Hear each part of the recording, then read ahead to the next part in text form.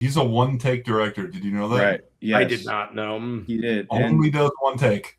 Matthew McConaughey talked about that, how he realized that on the first day of Killer Joe, and he got a lot of anxiety about it, but then immediately was like, okay, well, it takes away a lot of doubt as well, because I can just kind of shoot from the hip and give what I think is my best, and he is good at getting a lot out of actors. I mean, I think Rules of Engagement, you get quite a nuanced performance from Samuel L. Jackson in that movie.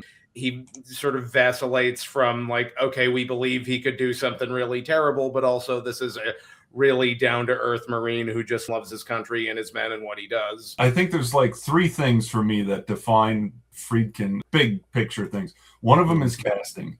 And this is what he talks about. He's like, if you cast your movie right, that's why I can get away with doing one take, because I know I've already got the casting in hand. I don't have to go into too much direction, because I don't want to direct actors as much as, I want them to have naturalistic performances. I think he talked about this in something where he said, I don't rehearse on my films. I rehearsed for The Exorcist, and we rehearsed it for like 6 weeks before we started shooting, but it felt mechanical by the time that we got to set, and it didn't feel right.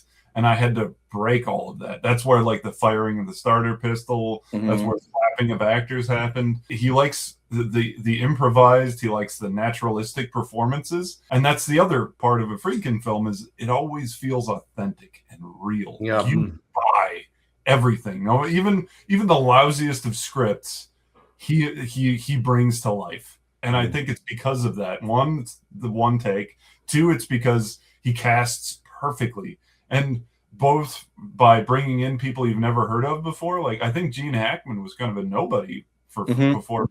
I mean, at that time, I don't, as far as I know, I mean. And then farther down the road with Killer Joe, what do you call it? Countercasting with Matthew McConaughey. And apparently this is the film that is cited as kicking off the whole McConaissance. Right. Like the change of his career, right? So he kind of, it's casting is the key, the one take thing, and also ambiguous endings.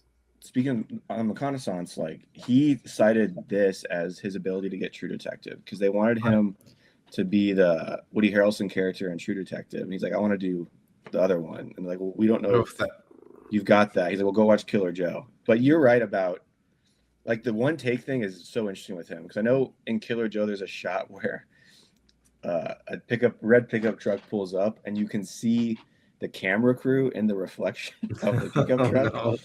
And his DP wanted to redo it, and he's like, no. He's like, if people are watching that and not the action that's happening on the ground, like this movie's not working.